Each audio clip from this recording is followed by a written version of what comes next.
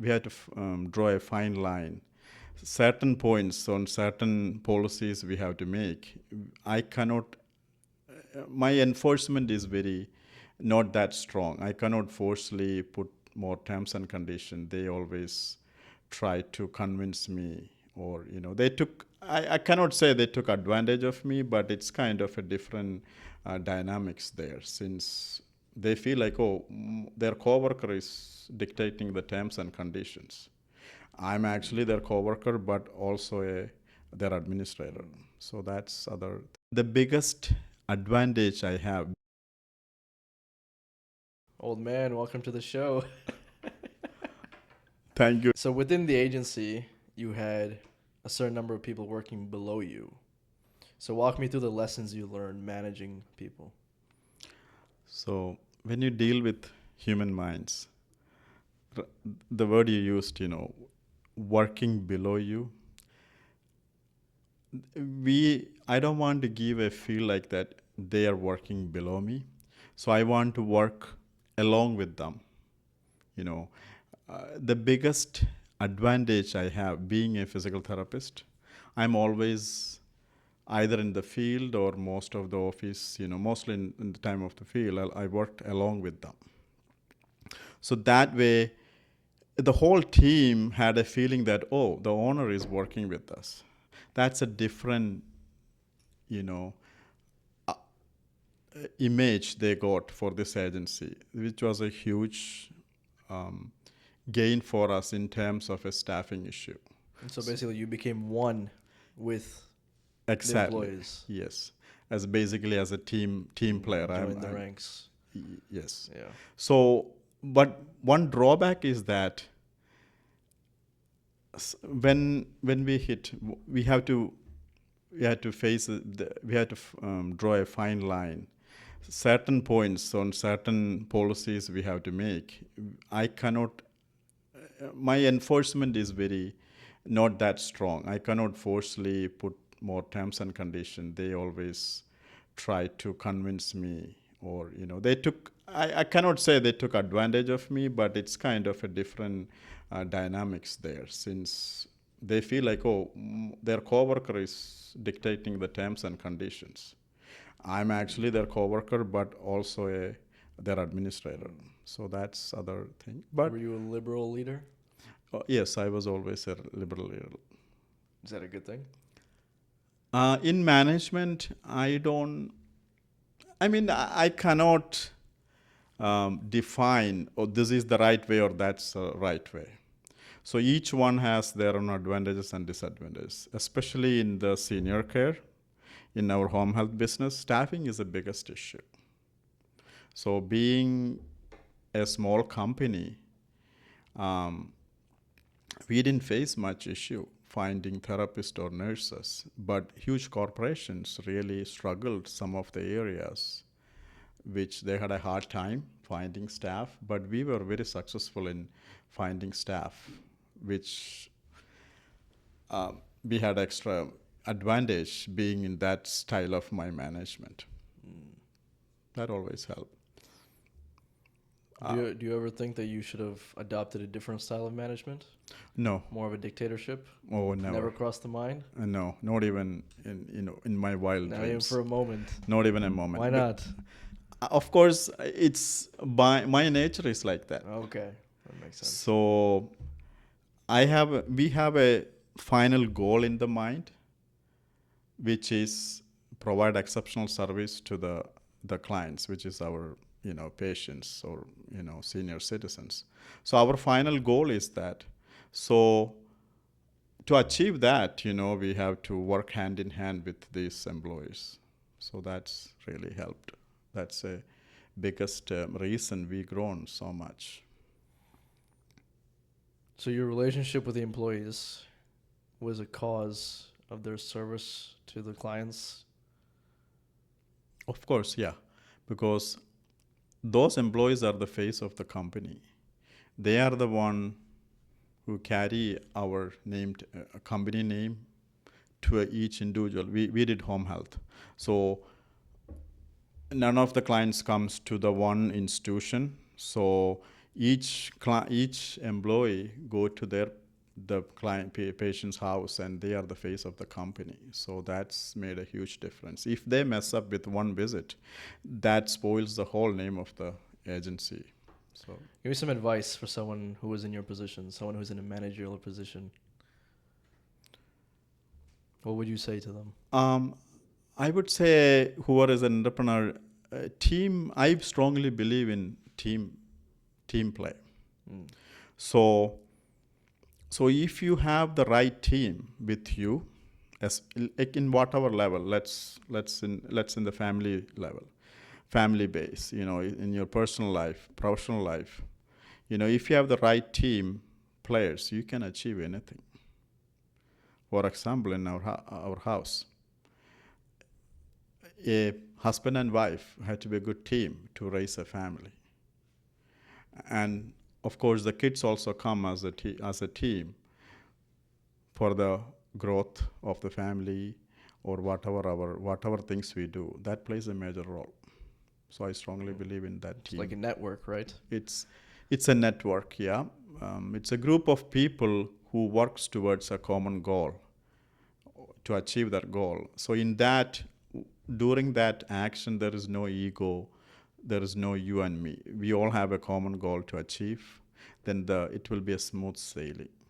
That's what actually happened when we dealt with this much amount of employees. Yeah, I think when people don't have the same goal as you, they naturally just fall off.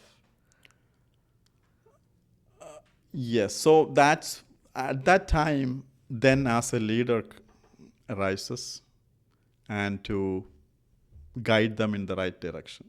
Okay. What if they don't think that's the right direction? What if they disagree with you? If they disagree, then again, my part as a administrator, or as a husband or a father, the goal is education. Try to educate them or be an example. Like only so much when I preach, you can achieve. But if I show them, hey, this is how I'm doing things. Lead by example. Lead by example. That's Okay. huge. Yeah, I saw this quote the other day. People lead by example. People are more inclined to follow you when you lead by example rather than you telling them. Big time, yes. Yeah. When you working along with the team members, whenever you feel like when they are crossing the limit between an employer and employee, as an administrator, as an owner, I always step back and talk in terms of a administrator, as a boss. Only at that time I will step up and talk, and they will know by the way I talk. Even I change my body language, they know it. So that's another thing I learned with managing these people. So body language, tone. Oh yes, Things like that. The way you're speaking, they know. They know. Okay. So this is okay. They are crossing the limit. This is something they are asking too much or something, and they will realize that. When people start coming in late, when people start asking for more parties, things like that. So, can I have a raise? Can I raise? I mean, more than the raise, they have other freebies. I will take my stand. Can I bring my pet to work? We didn't have anything. We all have professionals. So give me the funniest story you've seen. Funniest thing that happened in the office. The funniest thing happened in the office, asking more in the terms of, what's the funniest thing happened in the office? Let me think. One of the employee who came for the interview, she really liked the company, and I like her. What she did, she asked me, "Can you change the office close to my house?" So I just looked at her and said, I will try. But we end up hiring her, and she stayed throughout. Really? Yes. So that's... Was she upset that you didn't move the office? Maybe. I don't know, but she never complained after that. She loved working for our company, and she's a great employee. That's a good one. Even though that's a funny story and which is sounds crazy, what her demand is. The main reason is that when people ask for all this funny thing, there is a reason behind it. That employee, she never drove the car in highway or not more than 10 miles from her home, but she really liked the job and she accepted the position and she ended up learning driving through highway, and that's I see a very positive outcome. Oh, that's funny. It is. Give your advice to someone who wants to scale a business in any way. So first and foremost thing in terms of scaling, your services has to be exceptionally well. You have to give the number one customer service to your clients. So I strongly believe that's the best way to grow the business. You'll get more clients, more patients. The next, along with the exceptional service, you have to take care of your employees. They are the face of your company who provide the service. And that's how, again, another reason you're growing. Then the third part is that as a pioneers in the business, we have the tendency, we want to do everything by ourselves, which only an entrepreneur can do only so much thing at a time. So we need to find the right talent to manage more. Then only you can grow more. So that's part of that, building that network of people. Yes, I mean finding the right team members in different levels of management. How hard is that?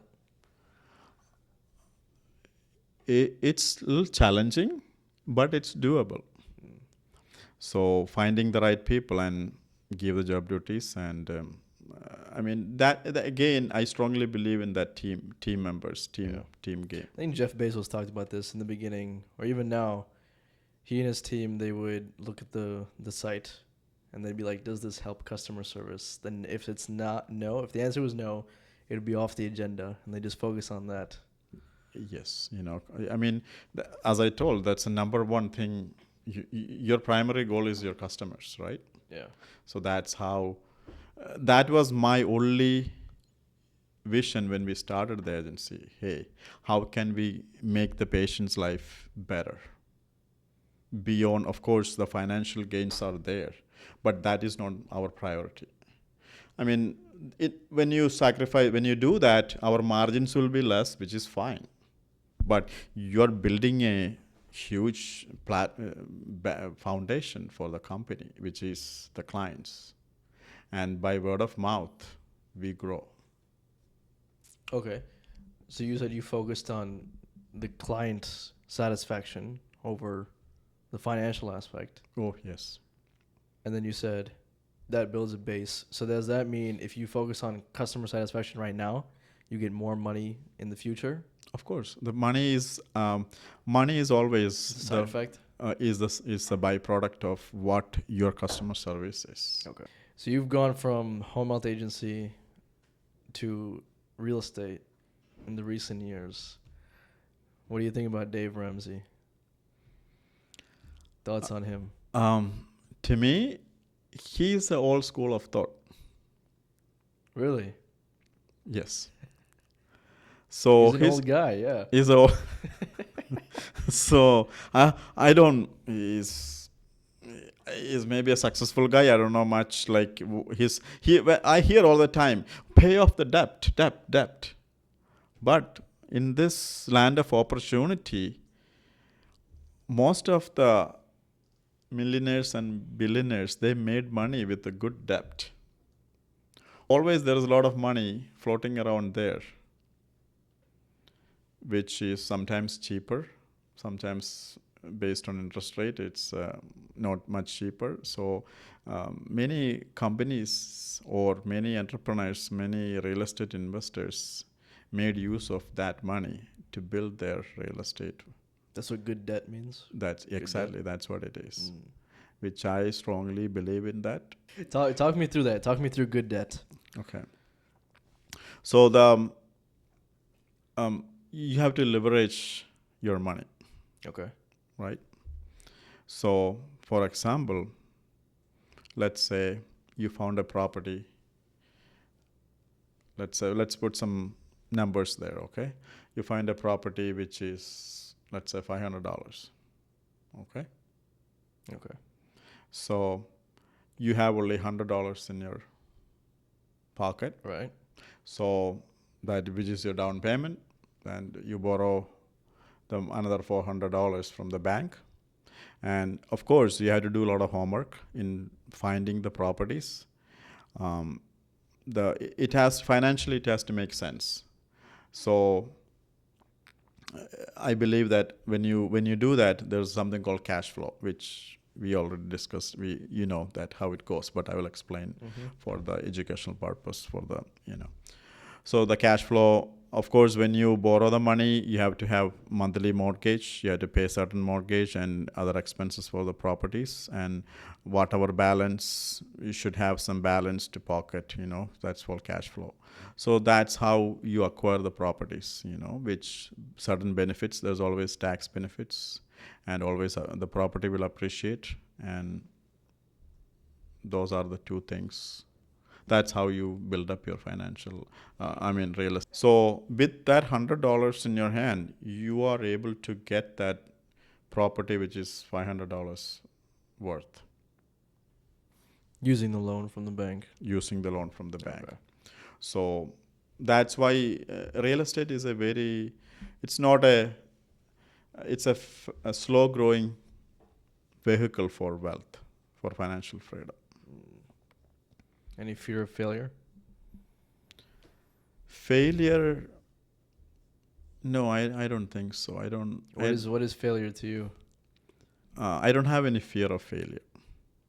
The philosophy about life, to me, is everything you have is a bonus. Whatever you gained in this life, let's say materialistic things, your education, everything, it's a bonus. So there is nothing to lose. If I understood this correctly, you're born with nothing,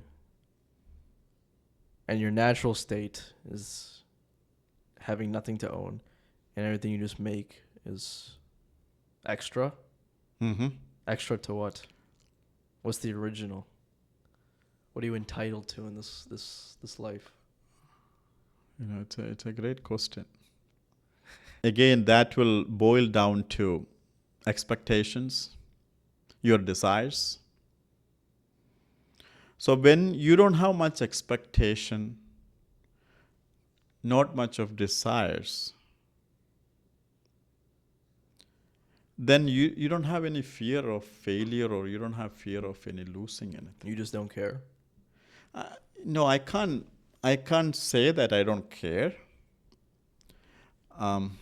Even though it happens, it's all how you deal with the situations. Okay, now we're getting somewhere. So you encounter failure, but you don't register it as failure in the mind. Exactly. And then you see it as opportunity to move forward. Of course. You shouldn't get stuck with that.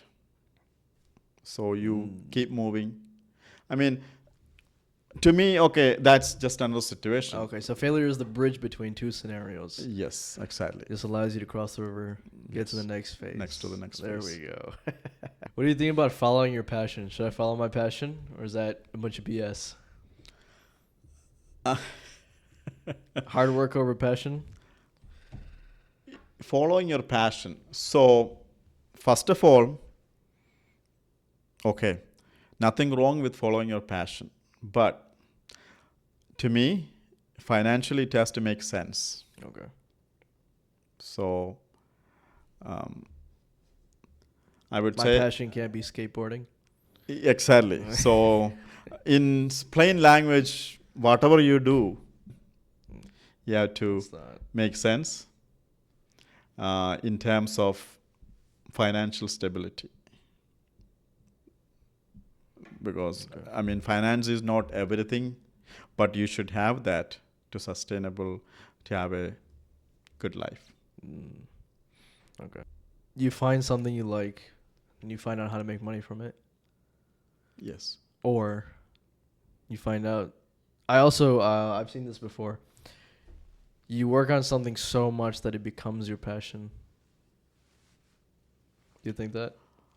Yes. I mean, if that makes you happy, Can it not make you happy at first, but then start to make you happy later on? yes, of course. Mm. Basically, you get immune with that system, then you start liking it, and you follow that.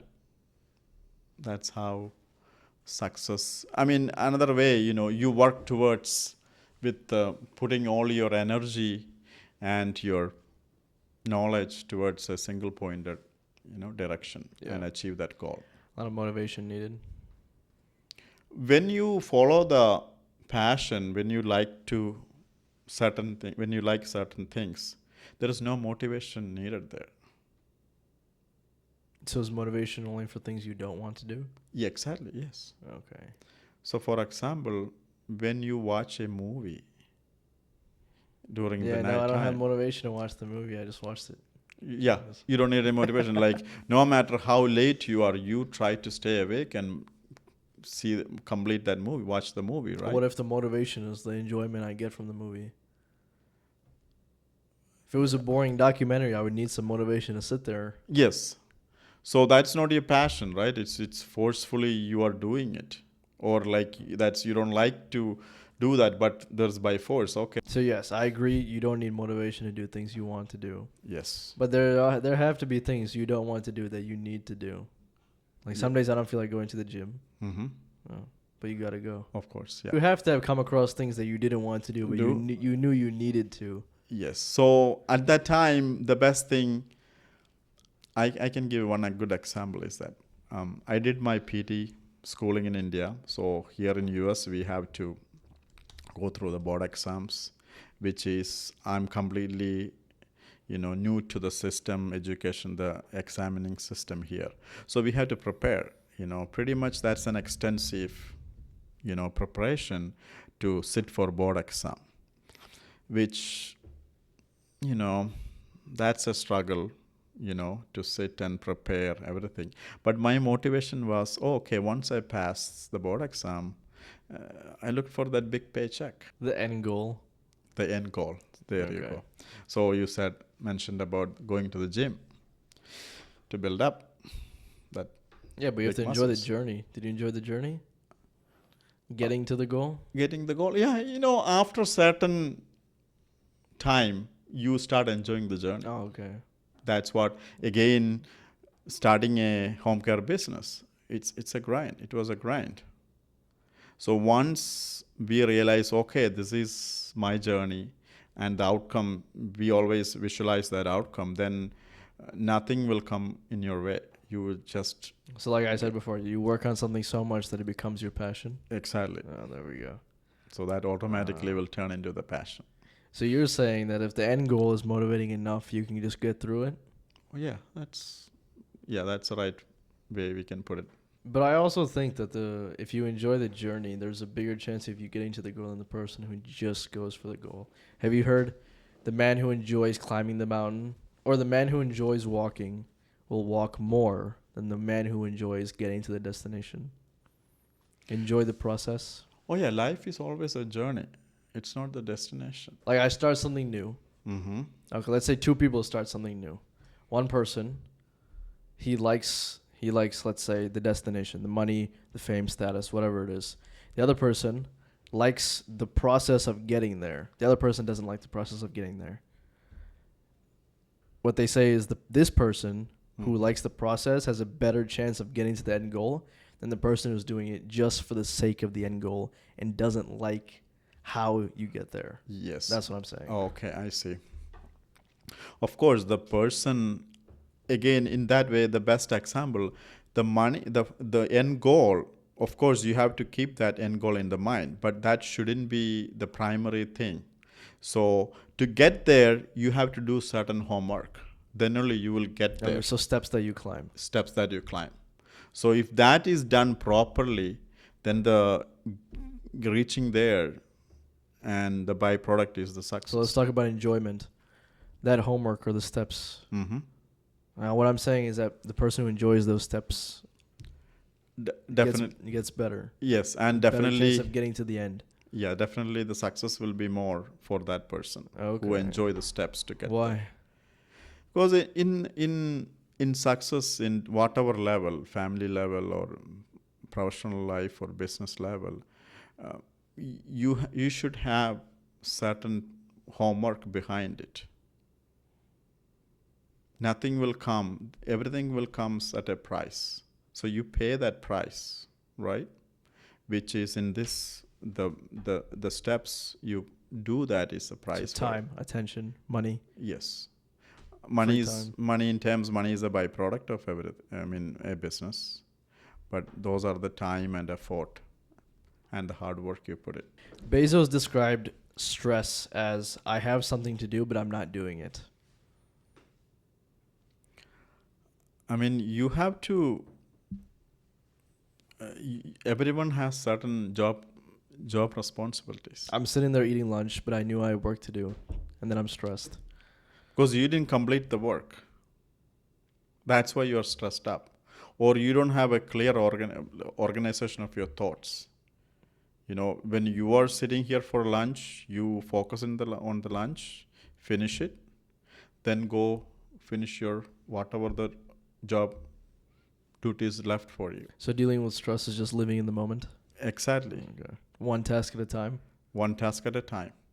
And at that time, you consciously put your full energy and focus into that task, what you're doing. Then tackle each task one at a time. No multitasking. No, I don't believe in multitasking. I don't either. Multitasking is a scam. It's a scam. I mean, it's not doable and it's not possible. I don't know. Only, you know. No, it's not. It's the brain is just switching focus in a very minute amount of time. Yes. Like back and forth, very quick. Yeah. That's all multitasking is. How do you deal with stress? You never have stress because you're always focused on one thing. Yeah, I mean, you're dealing with one task at a time. Then the stress doesn't affect me much. Do you have any other definitions of stress? I mean, if you procrastinate the things, that can affect Same one. thing. Yeah. You know, stress is a big stress factor. Procrastination is the father of stress. Yes, you know, that I can tell stress. Other things, you know, along with certain things you can call meditation or yoga, certain practices I do that tremendously help. So in terms of work-life balance, I try not to do much of multitasking. So that helps me a lot. When I do any of my business or any real estate, I will focus on that. I should have a fine line. Okay, when you come to the home, I focus on that. So there won't be any challenge. I didn't felt balancing much. family with business. Somehow, I feel there's a good balance with that work and business and family. Another thing, I'm very blessed to have a supportive family. You're welcome. Everyone is very tolerant enough to talk about my everyday business challenges or work challenges. So that plays a tremendous role, which helps me to deal with any challenging situation or so-called stress. Thank you. What about your friends? I've seen as people grow, you lose friends, you gain friends, you change friends. Friends dynamic. Talk to me about that. I have a very less friend circle because only one place you can involve. At this point of my life, my family is my priority. So along with the business, then coming back to the home and spending time with the family, you don't have much time to spend with the friends. Somehow that's what's happening in our life, which is Nothing wrong with that. So it's just a time thing. The time thing. Because once you're a bachelor, when you're in the college days, but I still have a good, I'm not saying that I don't have any friends. My circle is less. We have still good friends. We get together here and there. Everyone is busy with the family, like our situation. So that's what my friends' situation. The reason I ask is because I saw Alex Hormozy talked about it, as you grow financially, you outgrow your friend circle. I mean, that's a universal truth. But in our case, we maintained a good friends relationship with our current friend circle. Okay. I didn't felt much difference in that. My approach, whatever 20 years ago, whatever my standpoint towards, what's my approach towards the friends, it remains the same after 20 years, which we are blessed to have a good friend circle. How about childhood? How big a part does childhood play in adult or in success in general? I mean, it can be, there is few different things. Of course, a child, if the family is strong, I mean, if they have a good support, that's a good start. A child with good support, with both parents, siblings, as a good, smooth family environment, the child don't need to struggle much. But as a child with, for example, who is raised by a single parent, which is in my case, he has to go through a little more challenges. And of course, the fire will be there for him to succeed, which played a major role in my life to where I am, because of the childhood. All right, Dad. Thanks for the time.